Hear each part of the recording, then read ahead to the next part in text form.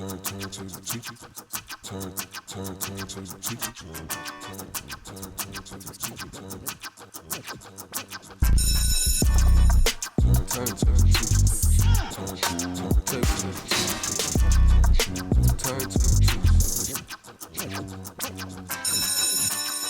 And welcome back. I'm Mike with the Turntable Teachers, and class is officially back in session, here for our second guest speaker episode of 2022, and I'm here with a long overdue guest. Give it up, everybody, for the kid.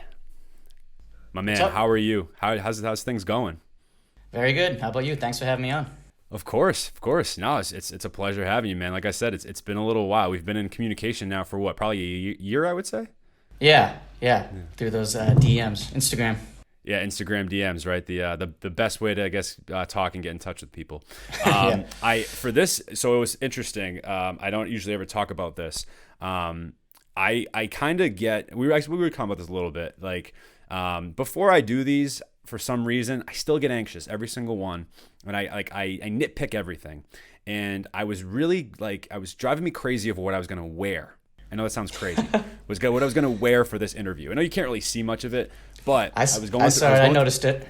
I was going through my dresser, yeah, and I remember that you are a huge baseball and Red Sox fan, and so I said I had to wear my Bogarts shirt, which I got probably and by the way, I'm not really a big Sox fan. I mean, I am, but I'm not a big baseball fan.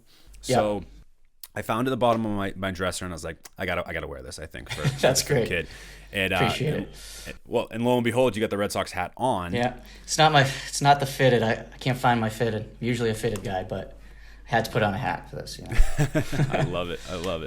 But hey, well, yeah, like I said, welcome to the show, man. This is so great to have you. So, the kid, you are a producer, you're a teacher, so we're going to get into both of those different things. You had an amazing album in 2020 that I definitely want to talk about. 2020, correct? I got the year right on that? Yep. Awesome. Yep. And so I got a lot I'm going to talk to you about. Also, guys, be sure, be on the lookout for we're not going to talk about it on this episode right now, but there's this very special project that we are going to be rolling out very soon that the kid is going to be a part of, and many others. So definitely be sure to be on the lookout for that. And but yeah, I would love to. This is the kid episode, so the floor is yours, my man. And we're going to start this episode with the first. We're just going to get to know you a little bit. I call this segment the objective. All right. So the first thing I want to know about you, and it's probably going to be a pretty basic question, but I'm just curious how you got into producing music. And I also know you're really big into graphic design. You teach it at, is it Waltham High? Is that correct? Used to be. Now I'm at Malden Catholic. Oh, you're at Malden Catholic. Fantastic. Yeah, first year this year. Yeah. And how's that going? It's going good. I like it a lot. Yeah. Cool. So weirdly enough, the basketball coach at Malden Catholic was my high school basketball coach. Really? Yes. That's great. I'll have to talk to him. Yes. He'll know me for sure. Yeah. But anyway, so I know you do graphic design, and you are obviously a music producer. So I'm very curious, how you got into that. Was it were you always creative when you were younger, or was that something that kind of just came on a little bit later on in your life? Yeah. So, I mean, I've been playing instruments since I was 12, 13. So I've always played instruments, and I've always drawn. I always took the art class if that was the extra class available. So I've always been in art classes, always played instruments, but I guess I wouldn't say I dove into it as a creative until late college. After college, I was I was obsessed with baseball. I was trying to play baseball and stuff. So I wasn't, music and everything else was kind of not even really a thought. But I mean, I always loved music, but never really created stuff. But in my free time, I would create beats for sure. I just never promoted them or anything. But so I've been making beats since middle school, and I originally started with a toy plastic keyboard, and a physical mixer. So it was an 8-track mixer or something. So I would have to play. I'd be all right, maybe I want this song to be 3 minutes. And so I'd be playing the drums for 3 minutes. You couldn't mess up, or else you'd have to do the whole thing over again. So I started from that, but I played drums starting in 13 and took some piano lessons. So I've always played instruments, and I just naturally I started making beats, and I took it more serious after 808s and Heartbreak, actually. I always played music, but never really shared it. But after 808s and Heartbreak, I was like, wait, someone's singing over beats they made? Because I'm a singer too. I was in a rock band where I played drums and sang. Oh, no way. Yeah. So, I always played physical instruments. But then when I heard 808s and Heartbreak, I always made beats on the side. But when I heard that, I was like, whoa, this is incredible and like cool. It like made it cool for me. So that's when I like dove into making beats. And then graphic design, just through college, I wanted to go for music production, but I also wanted to play baseball in college. So I like played D3 baseball and originally went for like sportsman, but then I was like, wait a second, there's graphic design here and I can just draw and like create art instead of writing papers. So I switched into that and graduated with a graphic design degree, and then I've been a graphic designer in the field, and now I'm a teacher. Fantastic, man. Oh, that's really interesting. So if I was like Sean Evans Hot Ones style, I would, and I know I have some Easter eggs in this episode, I'd like to think, but I hope I would have known that you were a singer. So damn, I did not know that. So, how long were you in a band for, and like what kind of music were you guys playing? So let's see, I graduated in 13. So it was like I think we started playing live from 2014 till literally COVID phased us out, kind of. No kidding. Yeah. Stuff is like just opening now. So like. Right. To play at venues. So yeah. And we played, I would say, Chili Peppers-y type stuff. It's like funk, rock, blues, all that combined. Like my thing was John Mayer. Like, he's my favorite artist. So like I love the blues, like Continuum style, or like his more rock stuff. And they like Pink Floyd. I say they, but like I like Pink Floyd too. But like they loved Pink Floyd. I love John Mayer. So kind of like a combo of that. Interesting. That's so fun. And because you didn't do any vocals on your album, The Kid and Friends, right? Not, at least not. No, yeah, I sang all but 2 of the choruses. Oh, you did all the choruses? Yep. Oh, no way. Oh, I didn't realize that was you. Interesting. Yeah. Oh, yeah. No kidding. Wow. So, okay, so why? So I'm curious though, because I know you more are like, you kind of market yourself as a producer. So is that something that you're kind of working on as a vocalist too, or is that like not as much of like an endeavor for you? No, so I mean, it's kind of funny you ask that, because I've finally settled upon producer. For so long, I was like, what am I going to market myself as? I wasn't even really thinking that way. I was just kind of trying to do everything. And then I was like, I need to pick something and go with it. And honestly, I just don't want to be an artist. The more I get older and the more I'm just seeing how the internet works and like whatever successful artists, I don't want any part of that. I'd love to be the producer behind the scenes. That's more my personality too. So I'm going to go with that. And then just, sing on the side. Good. Wow. Well, I think that's interesting, like self-awareness too. I think like as we get older, I think there's an element that like we start to like, I mean, just naturally, I think we understand ourselves a little bit better. So, for you, that's in singing all that time too, it's interesting to see you kind of like really kind of go full-fledged into the production, which by the way, like I know this is kind of a good segue with your album, The Kid and Friends, which I thought was incredible. I've been listening to it now since we stumbled across each other. I think the person that led me to you was, we had Suriel on the show, and I believe it was it's his management, Brandon.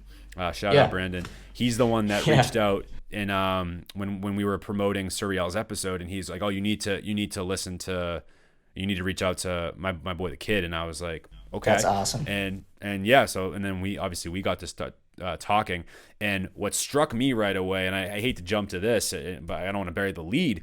When I was looking at your album track list before I listened to it, and I noticed you had 3 artists that I have liked for a very long time, 2 of which I like a lot. One of which I don't think has gotten as much, I guess, of an opportunity as he might. Sci-Hi, thank you. Yep, that's the one. Yeah. But you had IDK, Mick Jenkins, and Sci-Hi the Prince on your album, which I was stunned. And I was like, okay, this dude's legit. He has 3 like artists that I really like and really know about. So I'd like to kind of go through each one and talk to me about like how did you come about these verses? And starting with IDK, who I came on to right before he dropped his album, I Was Very Bad, which I think is really, really a fantastic project and like opened he's a great my artist. eyes to him as an artist, absolutely as a rapper. So talk to me a little bit about the IDK verse. Like how did you get that verse? All right. So first off, shout out Brandon. He's the man. He was my main marketer for The Kid and Friends, so that's awesome that he reached out to you. But so IDK and everyone else, when I first started the album, when I first was like, I'm gonna do something with my beats now. Like I'm gonna try to pursue this. I was like, why don't I contact up and coming rappers? That was my initial thought. I eventually contacted every single rapper I've ever heard of because why not? Maybe they like it, or maybe they actually opened my email. But I got IDK in 2017. He was JIDK when I got him. Exactly. Yeah. So that was crazy. I just cold emailed everyone, or however, like DM'd, social media. I just scoured every platform and everything for any type of contact, lead, or info, and just followed that and gave my little pitch. And if they got back, like the first person I heard back from was Rome Fortune, who's actually not on the album, but like once I got that, I was like, whoa, I'm like I was addicted. Like I have talented people rapping on my beats now. Like just to hear someone get inspired over something that I made and create like their verse from it. Right. I was like, all right, I can do this. So contacted everyone like that I've ever heard of, from local people to Kanye. And IDK was one of the guys who got back. Well, you got a little close with Kanye. You got Sci-Hi, so that's a little at least in good music. Right. So talk to me, though, like what did that feel like when you got the IDK? Like, do you remember like when you got the IDK verse back, or even the Mick, any of them, right? When you got the verse back, like, do you remember where you were? Like, what was that reaction for you? Like, wow, I have like, or was it not really like that big a deal at the time because maybe these guys actually were up and coming and they weren't as big as they were when you actually dropped the project? Yeah, that's a good question because like JIDK or IDK, but when he was JIDK, he grew. My idea was to get up and coming rappers and grow with them. Like have their fan base kind of come to me, and so he was. I checked all these guys' socials, all that stuff to see how many followers they have. And he grew great. I don't know how many followers he has now, like 500,000. But he had like 30,000 when I got him. So I was pumped up, when I got it. But he is the best example of what I was aiming to do. Right. Like someone who was really on the come up and like super blown up now. And then what about Mick in terms of Mick Jenkins? Because Mick Jenkins was an artist that I have been listening to since he had Trees and Truths and The Waters, when he was like, The Waters. That was when he was getting bigger, but not to like where he ended up going as well. I don't want to say he's fallen off because I feel like that would be a disrespectful thing to say, but I feel like he's maybe plateaued a little bit or lately. I think he's found his comfort zone and he's good there. He can live off it. Yeah, that's true too. That's actually a good point. Yeah, because I do think he's still putting out fantastic music. Like I still he still puts out great music. But just I think that's probably a good way to put it. Like he's kind of found his sort of sweet spot. I always, and this is actually a compliment, I think, because I always thought he was going to be like, in terms of a numbers perspective, that he was going to be a lot bigger. That was my sort of thought there, especially when I thought THC was like, when he put that out, I was like, all right, this guy's about to be like a commercial name. And then it never really felt like it never really happened, even though if you ask any true hip hop fan, they should know who Mick Jenkins is. Like he's a guy that you should know. Super talented. Oh, absolutely. So, I mean, what were those interactions like though? Were they just simple, like just emails back and forth? Are you just only dealing with their management? Yeah. Like how is that? What was that like? Yeah. And sorry, I forgot to say, like when I got the IDK verse, I do remember I was in school when I got the email back from IDK. It was his manager, and when he sent the track, so I was like it's hiding to put my headphones on and listen to it and like download it. And when I heard that verse, I was like, let's go, this is awesome. And so same thing with Mick Jenkins when I got. I mean, everyone's verse really, But like, Oh yeah. when I got Mick Jenkins' verse, I was like, wow, this dude is like lyrically ridiculous. So like that was amazing, and it was just it depending on the artist. I either talked to them or their manager or someone who represented them, and I don't know, just kind of depend on the artist. So Mick Jenkins, I think it's him. I mean, I'm pretty sure it's him the way he's talking. He's not like talking on behalf of Mick Jenkins, but Right. I think right. that's him. But yeah, IDK was his like managers and stuff. Cool. And then what about was the Sci-Hi one pretty similar in terms of like that, just, you know, talking Yeah. with like managers and just kind of going back and forth with him? Because he's an interesting one to me. Like, when I thought he was going to be, I mean, I think Mick Jenkins found, like you said, kind of found a sound, he found an audience, and I think he's made a very successful career. And I've been shocked that Sci-Hi has not been bigger, in my opinion. So, and I think it's disappointing because I think he's so talented. But not to say that he hasn't done a lot with his career, but you know, but he's just to have him on an album too. It must be just be an incredible feeling, just having like someone from good music, and Kanye, who clearly for you feels like is, at least I think he's an inspiration to a lot of people musically, but. You know, just so what was it like to just have like someone at least in Kanye's tree like on your album? Yeah, that was a wild. That was the one where I was like what? Sci-Hi's gonna rap over my beat? Like Sci-Hi even got back to me, or like his manager. So that was wild. And yeah, like everyone's so talented. Like Sci-Hi, Mick Jenkins, like Kemba, all these like crazy lyricists. So like, wow, that was a crazy feeling. And like Kanye's my number one. I say it's John Mayer or Kanye, depending on who I'm listening to. Like John Mayer for me being a drummer, singer, and then Kanye for production, like my two favorites. So ridiculous. Dude, like I gotta say, man, like can't reiterate enough like how impressed I was with just like aesthetically just looking at the track list, and then when I actually listened to it, I really liked your style and the way like you constructed a lot of these beats. You know, how long did it take you to like, I think, hone in on like a sound for you? Like, cause I know you've talked a lot about that you like John Mayer, and we had a little bit off camera talk about Coldplay, and you were playing like Pink Floyd inspired music. So like, what brought you down like the hip hop path, I guess, if that makes sense? Yeah, well, Kanye, for sure. Like Graduation was really when I like dove into rap, and then I think 808s was after, and like I was stuck on hip hop from then on. And you know, I love all hip hop really, but Kanye is my definitely main inspiration. But to find my sound, that's like a tough question for me because I never really thought about it. I just made music. Like I just made whatever came to me. So I guess it just like, I don't even know if I have a sound. But with the album, I got all my stuff. I got all the software, all the equipment, and I made beats for like 6 months or something. And then at that point was when I was like, why don't I reach out to people? So I reached out to them with, I don't know what I sent, like a link or something to all my beats. And I was like, pick your favorite, you know, and you can have that one. So I gave like the artist picked the beats. And the main reason why I did that is because I know, being an artist, if I'm working on something that I don't like, it's not going to be the best I can do. You know, it's not going to have my full passion behind it. So I did that, and then after they gave me the verses, that's kind of when I spent like years, probably multiple years, organizing just the track list itself, you know, to try to make it cohesive, and somehow it sounds kind of cohesive. I don't really know how. I think it's because all the beats come from like the same time frame, like a 3 to 6 month period. So I was probably stuck in doing similar things, and it kind of has, I don't know, it feels like it's a cohesive project, which was, you know, one of my main goals.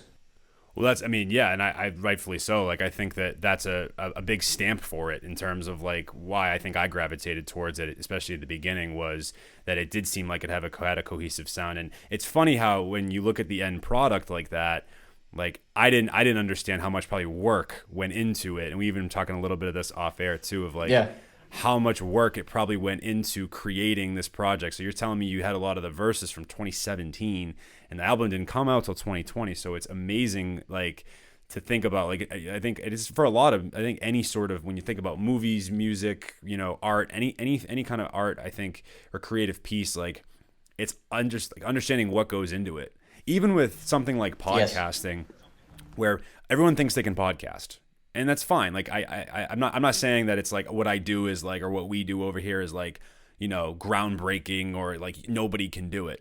But the amount of people that I know, and even friends of mine, that once I started a podcast, like, oh, I want to start one too, realizing like, oh, a lot goes into this. This is like actually a lot. Oh, you more have to than, sacrifice some things to do this? Wow. Yeah. And the amount of time that it takes to actually do it, to record it, to edit it, to put it out, to promote it. Like, there's so much that goes into it. And then for me, like as an interviewer, like all the prep work that goes into it, like, and then for you even talking about this, and I definitely can relate to this, which is just all the emails, the cold DMs, like everything that you're just sending, like that all takes time.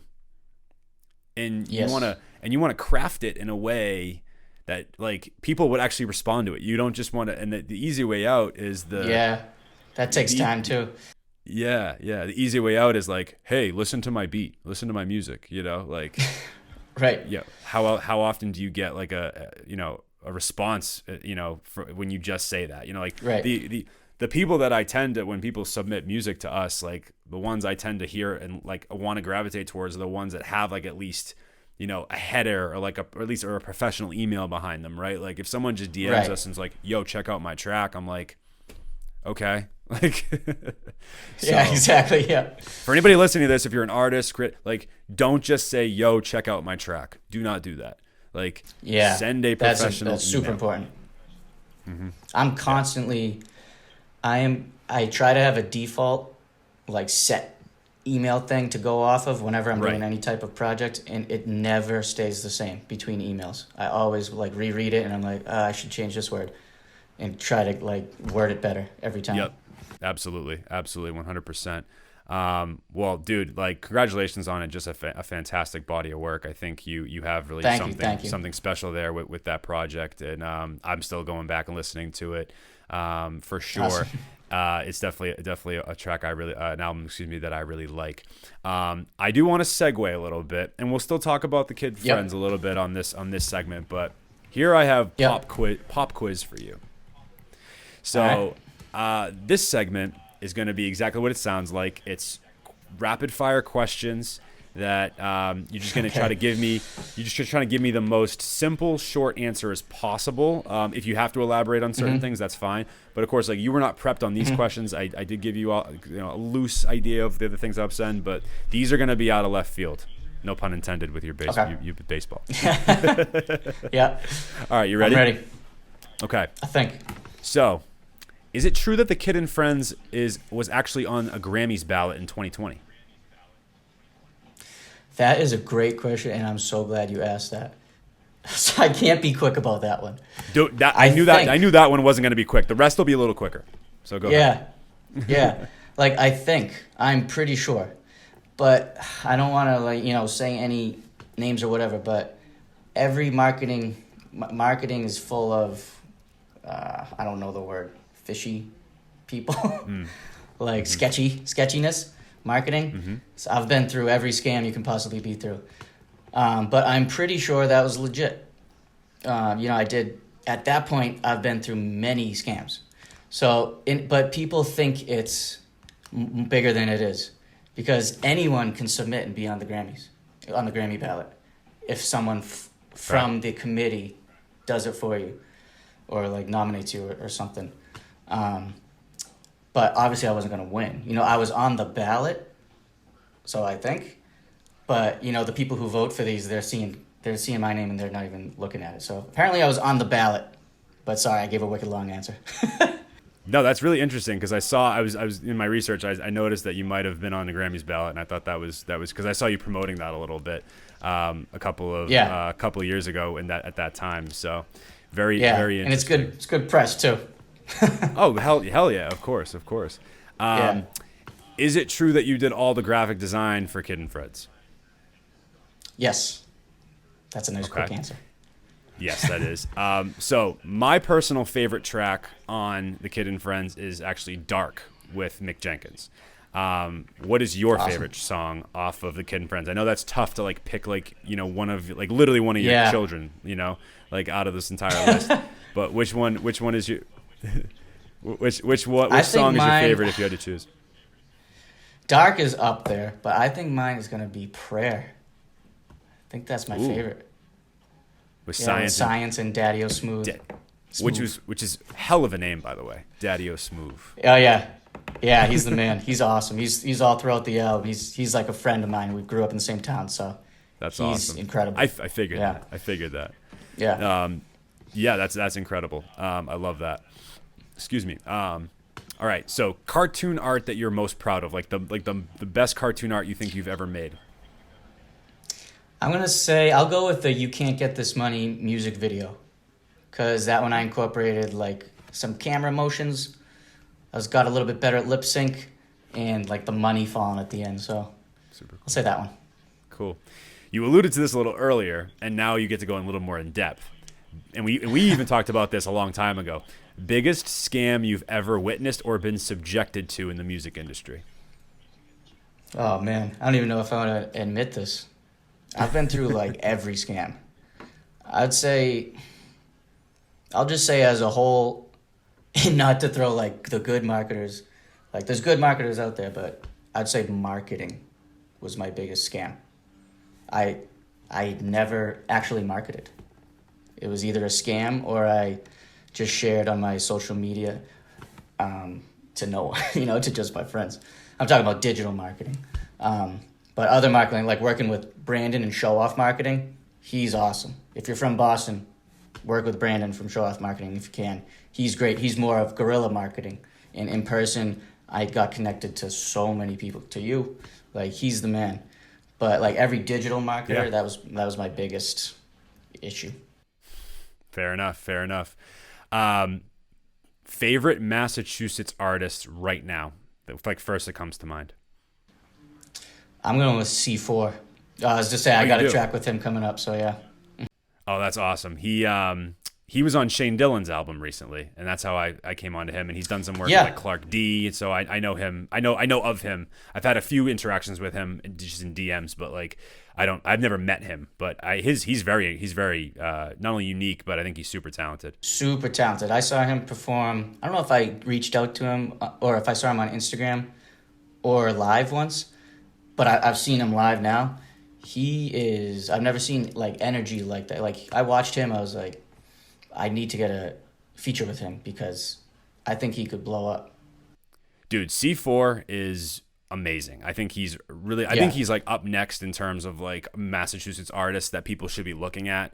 I've seen him on tracks with Clark D and Shane Dillon pretty recently. Did you mention that you saw him in concert? Yeah, I've seen him at like local shows. Okay. So yeah, he's great. His energy is like professional level. Yeah, he's pretty legit. Well, I'm excited to hear of the Kid C4 track. I think that's going to be pretty awesome. I'm looking forward to that. It'll probably be a while, but That's the okay. next collab album, if it ever comes up. So I'm going to ask you a sports question because I know you're a sports guy, and of course we talked about that you really like baseball. You played baseball. What's your most memorable moment on the baseball diamond as either a coach or a player? Because I do know you did coach for a little bit. Is that correct?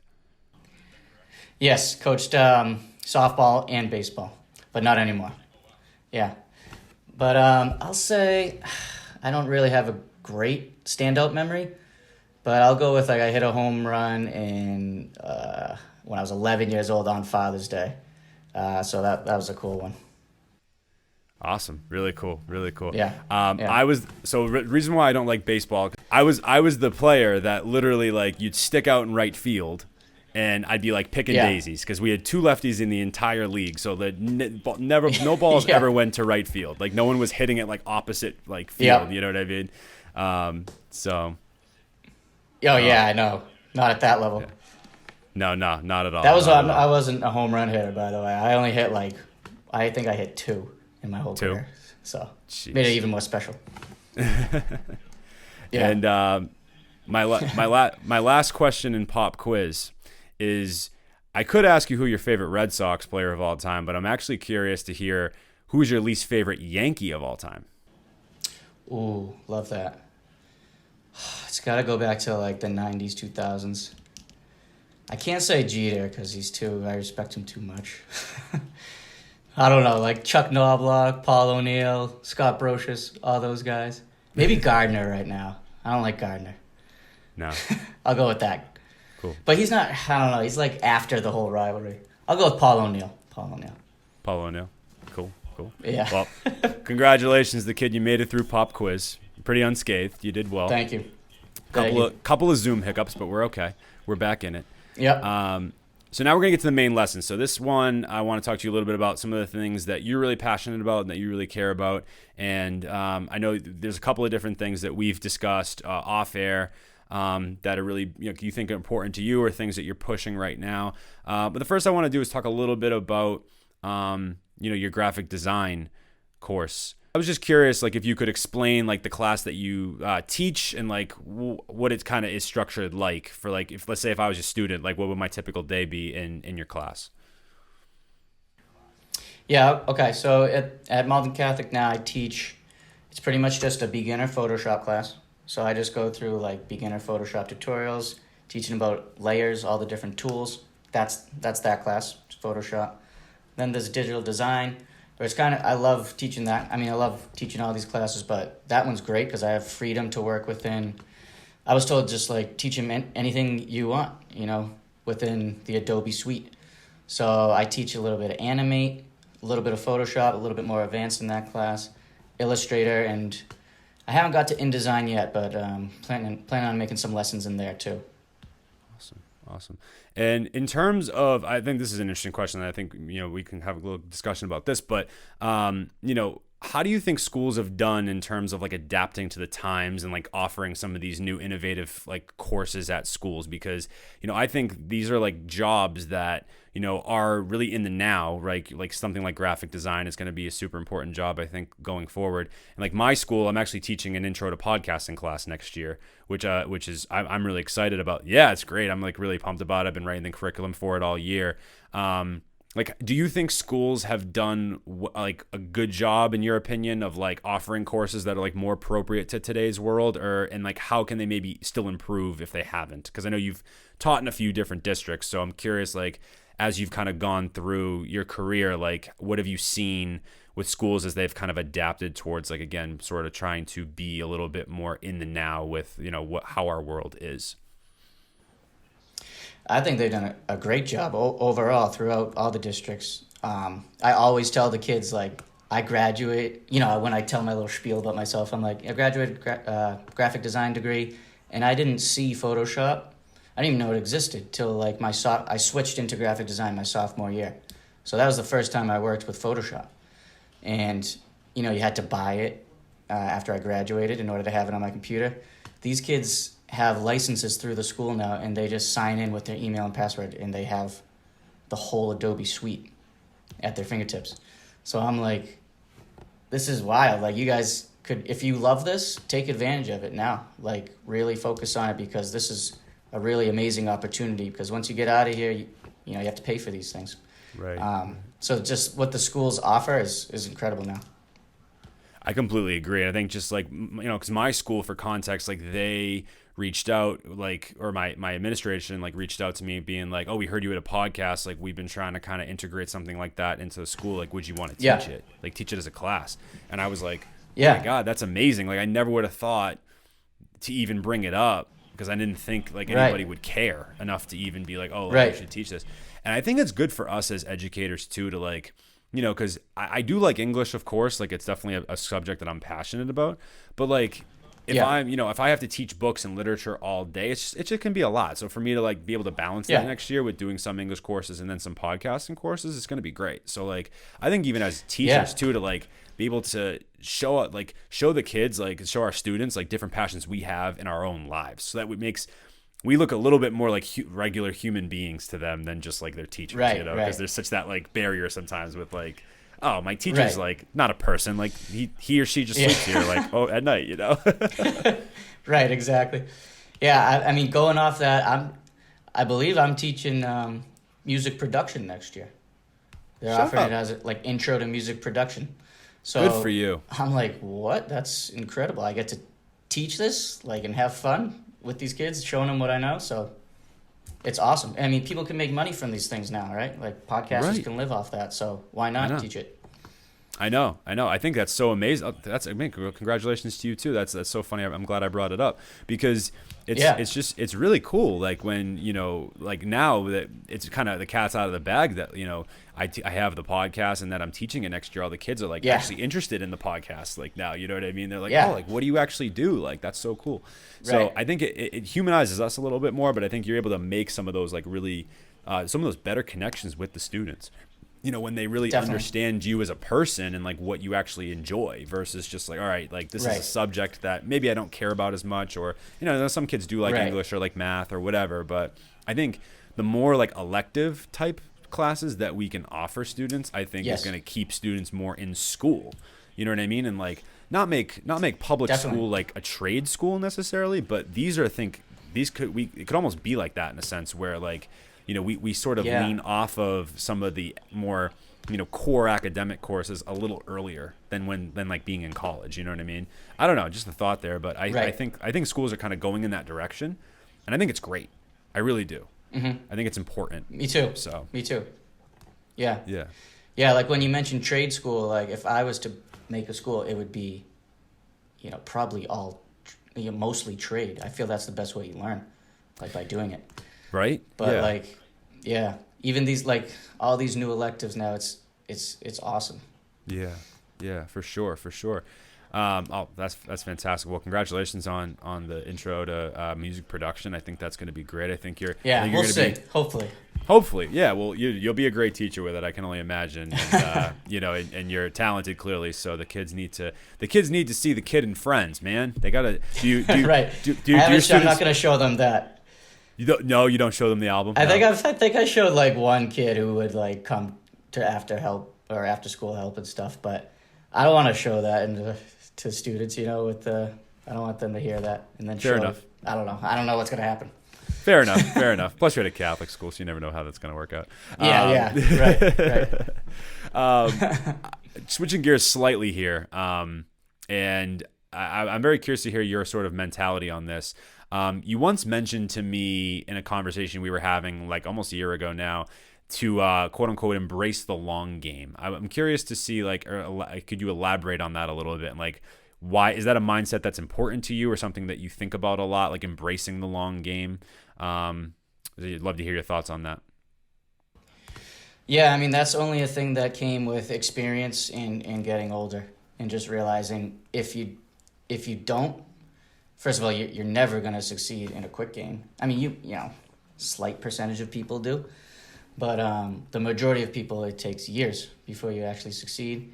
But I knew that, but I was really going off of my experience with the Kid and Friends because when I made that album, I was like dying to release that. And Mertz actually helped me to just like get a mindset. Mertz is from The Bridge, Sound and Stage. He mixed the whole album. But he kind of helped me with the mindset. Shout out Mertz. To be like, don't just wait till you like it. Like, don't rush anything. So that's why it took me 4 years to release the album, because I think in around 2019, I was like, all right, I don't care how long this takes me. I'm going to try to make the best product ever.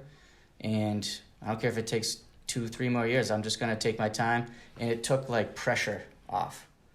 So embracing that long game just like helped me relax. Awesome.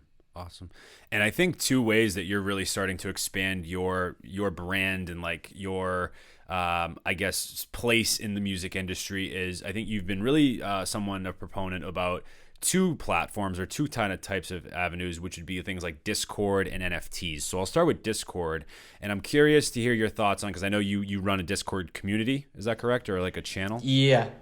So yeah, somewhat. So what are some what are some of the elements about Discord that you really like, and why do you think creatives like should maybe be if they're not on Discord? Like, why should they be on Discord? If like your pitch to artists was like, do you believe in Discord? Do you think it's like something that artists should be on, or are you sort of not maybe seeing as much value there? So I'm like a classic. Like every time I hear something new that could be an avenue to succeed or like have finally find success, I'm like, oh my God, this is crazy. I'm going to like, this is wild. Look what this can do. But I've literally recently realized, like really understood, nothing matters unless you have a fan base. It's true. You can't build anywhere unless you have a fan base somewhere. So that's my main focus now. Like when I heard about NFTs in Discord, they're kind of connected. If anyone knows NFTs, they usually host like all their rules and all that stuff on Discord and organize their communities that way. So they're kind of linked. And that's when I heard about NFTs, I was like, wow, this is amazing. I got to release all this stuff. So I did it all, got on Discord, did the cold, hey, you want to join my Discord? I think it could help both of us thing. And, it was great initially. I saw, more growth than I was on Instagram now because I don't know what I did with Instagram, but the algorithm is clearly not working for me.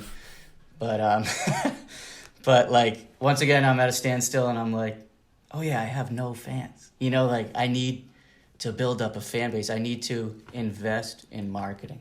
Nothing matters unless you actually invest in marketing. Yeah. So, but I do love Discord if I had a fan base, because I think it's the best organizational, I'll call it a tool over like social media. Like I would use it if I had a company as like an organizational tool. I think it's absolutely incredible for organization.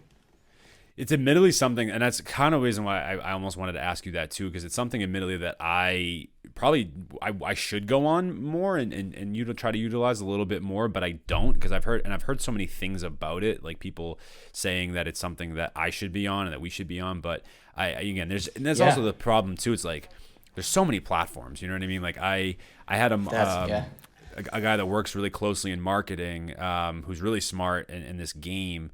Works with some high-level artists actually too, who gave me some free game. We were actually talking about this a little bit off air, and he told me specifically, he's like, you have to get on TikTok. This was before we were on TikTok. Like, he's like, you have to get on TikTok. And I was very resistant to TikTok. This was about a year ago. Very resistant to TikTok. I'm like, I don't want to go on TikTok. Like, no way.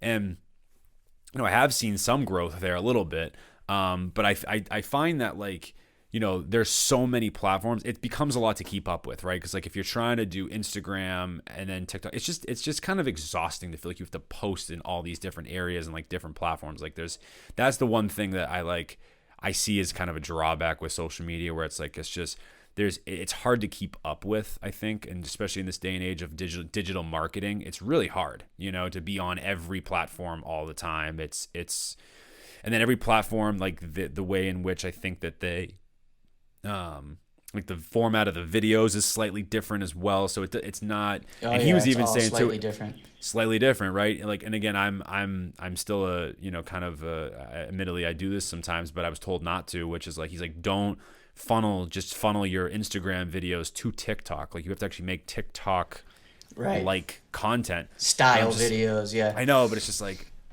really? Like, I just made this video for Instagram, I can't just funnel it to TikTok? Like, I do it anyway, admittedly, but like it's hard. It's hard to keep up with all these, especially when, like, what's the next platform going to be? Like, when's it coming out? Exactly. A year and a half, 2 years. Like, it's coming, right? Eventually, but what, you know what I mean? Yeah. Like, what is that next platform going to be? So it's an interesting game, and I think this conversation though ties into like playing the long game, because it's like, if you could, and I actually heard this from another advice as well that I got, which was like, don't be on one, but that also the same breath, it's like, you can't be on one platform, because if that platform becomes obsolete, you take it away, like, what's left?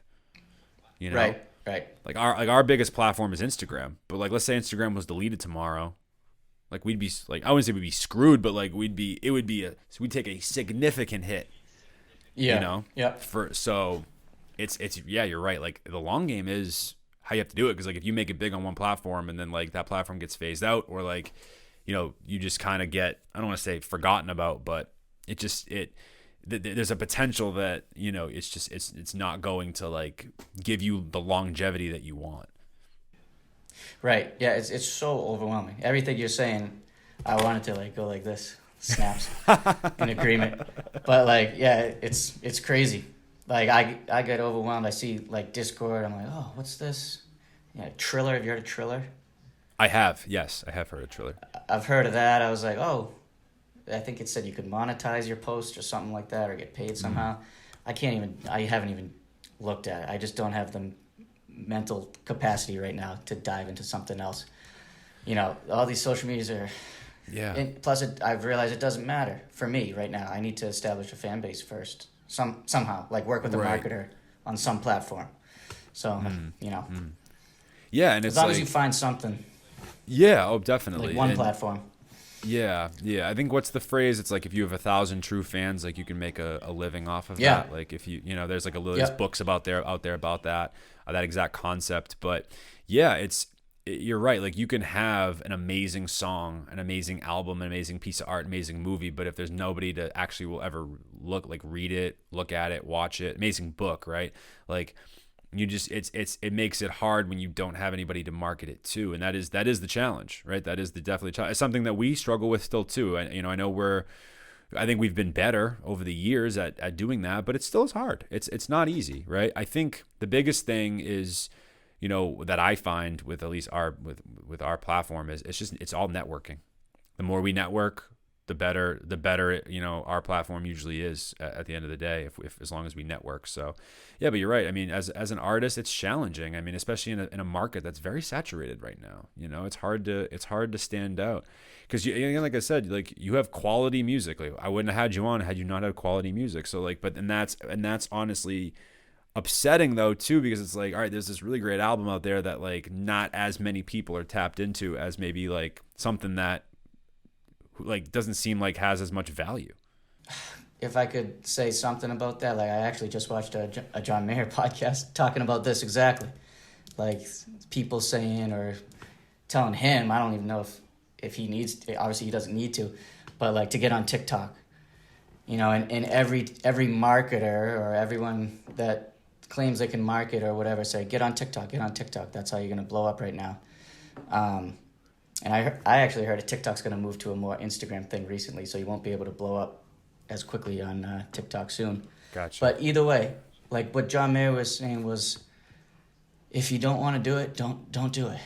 And that's kind of the, marketers will say, that's wrong, you need to. But it's not. It's what I want to do. It keeps me at peace. Like I don't want to make these weird dance viral videos. I don't want my face to be everywhere. I just do what I do, and I'll try to find something some other way. Like, if I just focus with the marketer on Instagram, Twitter, and Discord, then that's fine. Right. It's just, I don't know. You got to find something.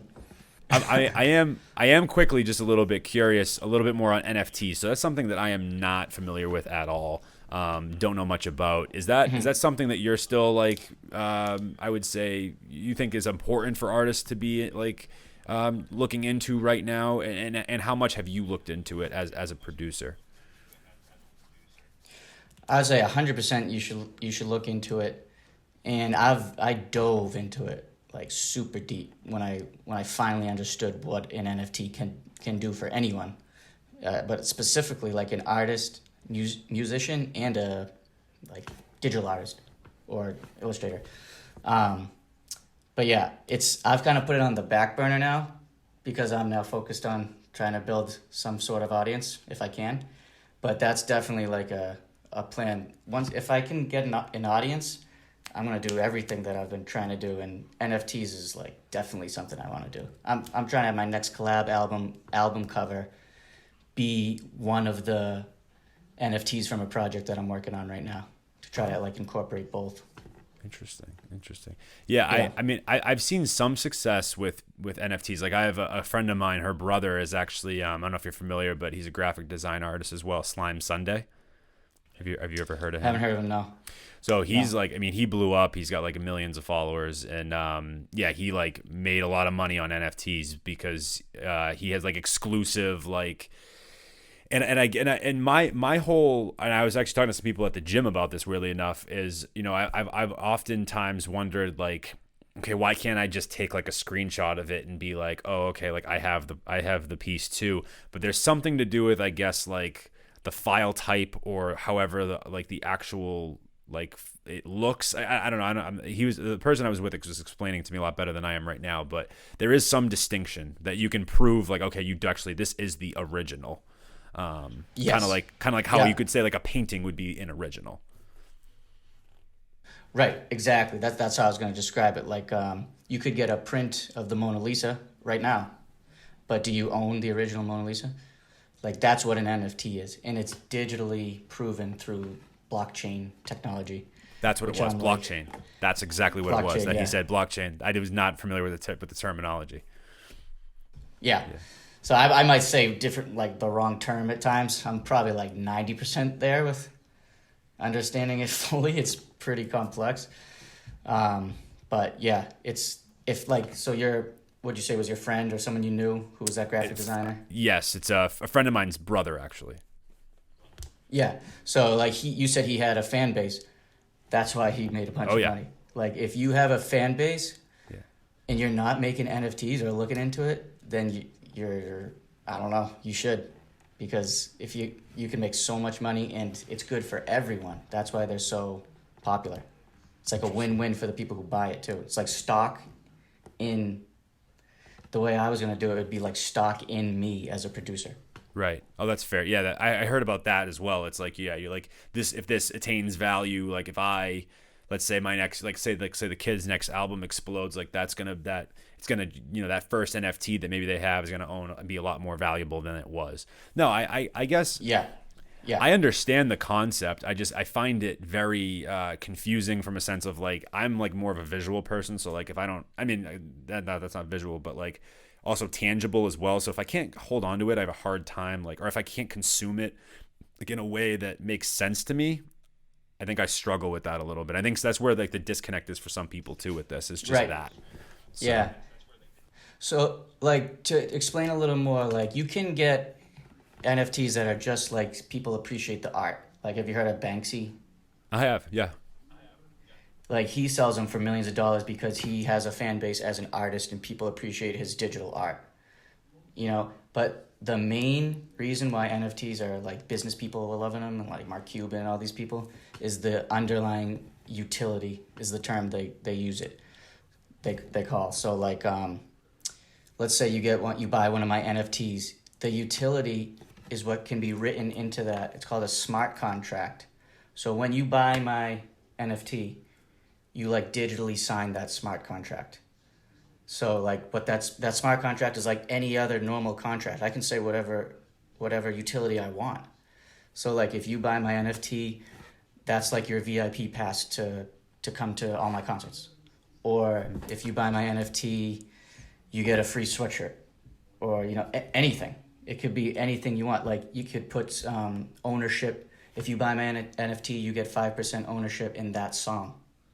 You know, you can. So that's what like houses or cars. It's like a lease, or it's like what do they call it when you buy a car? The title. The title. Like the NFT could be the title. So the potential is crazy. It's just like so confusing. So many different steps you have to go through. Yeah. And yeah, I think it's going to be a while before they really become popularized. But yeah, if you have a fan base, you should get into it right now. Okay. Well, you heard it here first, guys. From especially Yeah. Actually, I was gonna say two teachers, but definitely one that definitely understands this a little bit more than another. But he's teaching you guys. So if you have a fan base out there, we know we work with a lot of artists. So any artists that are listening to this right now, if you look into it. I mean, I'll take your word for it. It's not something that I'm familiar with, and that's kind of why I wanted to know, because I at least wanted to ask you, because it seems to me like you had a lot more knowledge about it than I do. Like I didn't understand much of it even before any of this. So, but I think but for you, that's good knowledge to have just in general, like for you to have, so that way when you get to a place where you feel like you have like a consistent audience, like there's gonna be some tricks in that bag that you'll have. So Exactly. Like I already have. When I first got into it, I was like, "Oh shoot, I'm gonna make a project right now." So I already have a project like done. So I'm just waiting on fans, maybe someday. gotcha. And then I'm gonna release that, see what happens. Well, I would hope that after this podcast episode, that you have definitely a few more fans for sure. At least that's the hope. So, guys, the kid, you've been an awesome guest on this podcast, man. Like I've had a lot of fun chopping it up with you and talking about your album and sports and obviously graphic design and teaching. All of that. It's been great, man. It's been nothing but a pleasure having you on this show. You're not done quite yet, though. I have one last segment for you. This is the shortest one, but this is, I think, the most fun. Or at least artists or producers, anybody that comes on the show, they usually have the most fun with this segment. We call this is the open response, and in the open response, we do the dream song scenario. Okay, so I'll break it down for you. Okay, you get a song, okay, and you can make that song with any artist, dead or alive, all right? Now, usually when we have artists on, I say you can get either 1 to 2 producers to work on that song, and then you get 3 guest verses, and you get someone to do the hook. So you are a producer, so we don't need to really worry about that, unless you want to bring on someone else to work with on production. So I'll leave that open if you want that. But I'll structure it the same way. You get a song, okay, and you get 3 artists, all right, you get 3 verses and 1 hook, all right, and they can be dead or alive. Verses, 1 hook. Dead or alive. Okay. So who is on that dream song? Who is on the dream song for the kid? Take as much time as you need. All right, I was gonna say for the hook, Freddie Mercury or Bruno Mars. Ooh. I think they have the best voices I've ever heard for a male. So that's gonna be my chorus. I can't narrow that. You know what? I'll go Bruno Mars. I'll give him a shout out because I think he's the best. He's so talented. His voice is amazing. What he has done with Anderson .Paak and Silk Sonic, I think, has just been mind blowing. Yep. And I was a fan of them separately. And I never would have thought that they would mesh in the way that they have. I know. Yeah, when I saw that collab, I was like, whoa, let's go. There's going to be some awesome music. It's crazy. But yeah. All right, so I'll go with Bruno Mars for the chorus. Definitely Kanye for a verse. Awesome. Probably Jay-Z, too, because he's just incredible. He's probably like my second favorite rapper. And... oh, man, this is tough between J. Cole and Kendrick. I got to go Kendrick. But J. Cole is, like, right there. J. Cole's but, right like, there. Yeah, can't beat Kendrick. Well, there you go. The Kid featuring Bruno Mars, Kanye West, Jay-Z, and Kendrick Lamar. I think it would be a smash hit, man. I'll take that. Yeah. I think you'd get some fans from that, no? yeah, I know. Someday. I would hope. At least a few thousand, right?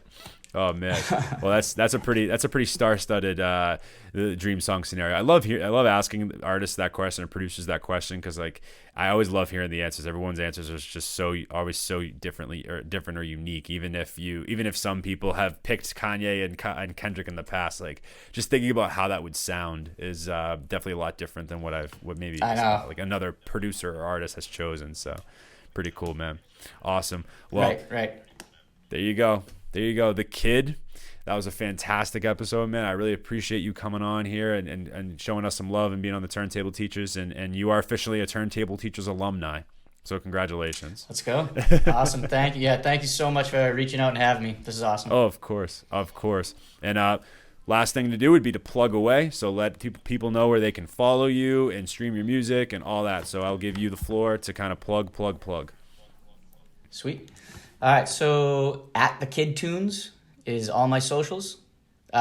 Tunes, Tunes. And actually all the art, if you're interested in album art or animation or whatever, it's the Kid Tunes, but like cartoon, so Toons.